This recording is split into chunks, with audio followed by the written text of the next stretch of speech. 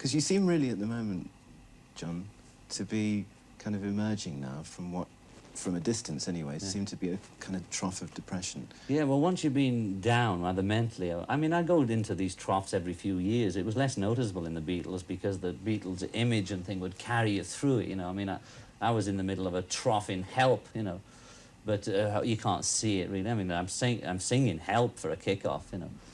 But it was less noticeable because you're protected by the image of the power of the Beatles. Now when it happens, I'm on my own, right, you know, and it's easier to get sniped. And so I've been in a trough, so I'm out of it. I'm coming out of it. Whoopee, you know. I'll be around for the rest of my life in this business, so I don't get too serious about it. I only worry about what's happening to me. Did you find that all the problems, John, were affecting your work during the last couple of years? Yeah. I tried to pretend to myself that I wasn't being affected by it, that it was just going off my back, like water or whatever that thing is. But when I really got down to it, and I got down to it, I realized that it was a constant thing all the time, you know, just non-stop, you know. It was like a sort of big toothache, you know, it didn't go away. And it's still around now, but I think I've come to terms with it a bit. And it was just, you know, interfering with everything, you know. Like at one time I had this group together, Elephant's Memory and a few extra people, and I was ready to go on the road just for fun, you know. I didn't care whether I was going to get paid even. I just felt like going out, you know. And they started taking me to court, and I was sort of getting into the court scene. You know, I can get into any play, right? So I was getting the suits on, and I was talking to the judges, and there's TV, and it's a stage, you know. So I got more involved in that stage. I had to send them away, you know, and that put me off performing for a bit. And then I still sort of did my work, you know, because I can't stop it even if I'm in a bad state of mind. But it was affecting me. It affected my whole life, actually. Did the live thing that you did with Elton prompt you to start thinking about going on the road again? No, well, my quote was, when I came off, I enjoyed it a lot, but I wouldn't like to do it for a living.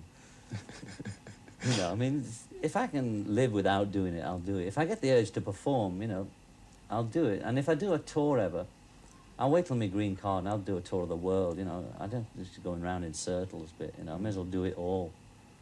But I always was a record man, you know. I mean, I like the studio always best once I got the hang of it and the control of it.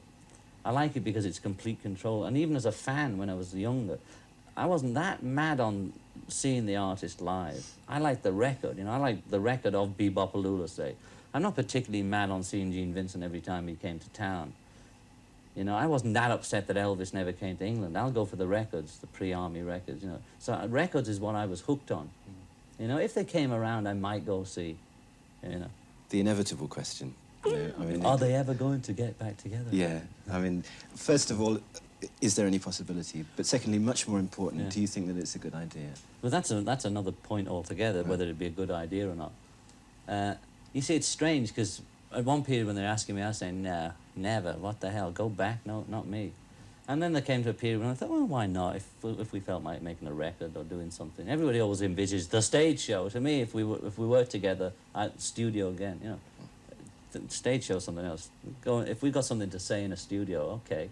Now, when I'm saying that, I turn the paper and George is saying, not me, right? It's never got to a position where each one of us have wanted to do it at the same time. I think over the period of being apart, we've all thought, oh, that wouldn't be nice. That wouldn't be bad, you know. I mean, I've worked with Ringo. I've worked with Ringo and George. I haven't worked with Paul because we had a more difficult time, but now we're pretty close, you know. So, and the other question is, would it be worth it? You know, but that is answered by if we wanted to do it. If we wanted to do it, then it'd be worth it. If we got in the studio together and thought we turn each other on again, then it would be worth it, you know. And sod the critics, you know. I mean, you know, they've got nothing to do with it. You know, the music is the music. If we make a piece that we think was worthwhile, it goes out. But it's such a, you know, it's pie in the sky, you know.